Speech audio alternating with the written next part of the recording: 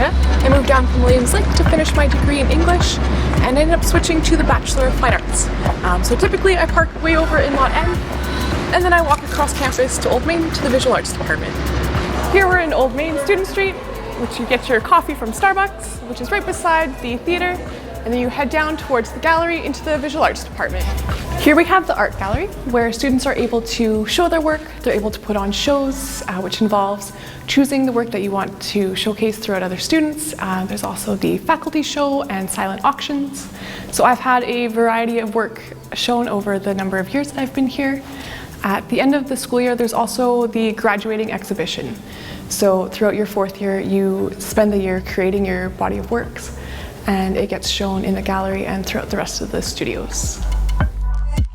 So in between classes or during class, you get a break.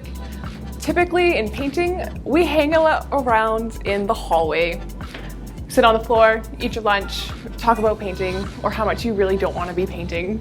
So when you do feel like painting, you come into the painting studio.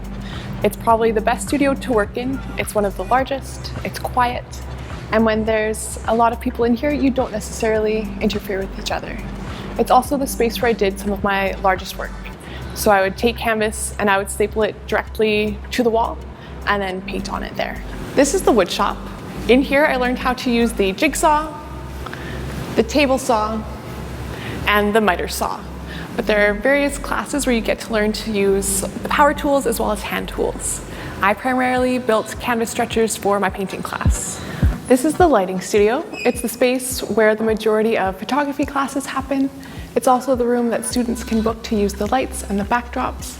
There's also a lighting table that at one point I cracked eggs on and poured oil over tulips, and they turned out pretty cool.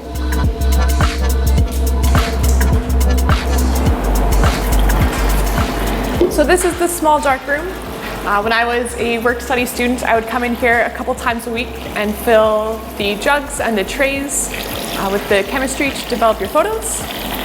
As always, you add your water first and then your chemicals, and then you just give the tray a bit of a rock to mix everything up. And then this was my favorite station because it's right by the sink. This is the film room. This is where you come to develop your film. You put your roll into this container, and then you get to use the various chemistry to develop your film. This is the black room where you come to take your film and put it into the little roll. It's probably the hardest part of developing film. Almost every single time I go to develop film, I drop my roll on the floor.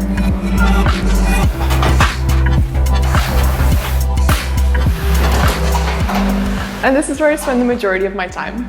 So when you're developing a mural photo, the exposure time can be anywhere between 4 minutes and 15. That's a long time to hang around and do nothing. So I recently joined Lindy and the Loop Swing Dance Society. They're a club on campus. So I'd turn on my swing music and I would dance while I wait for my photos to expose. So this is the 2D Foundations room. It's the room where if you are taking any art classes at all, you will be in here. It's where you do your most experimenting. You get to try out a wide variety of practices, and you also learn the basics about a lot of tools, art practice, and just being creative in general. All right, that's it. We're done. Thanks.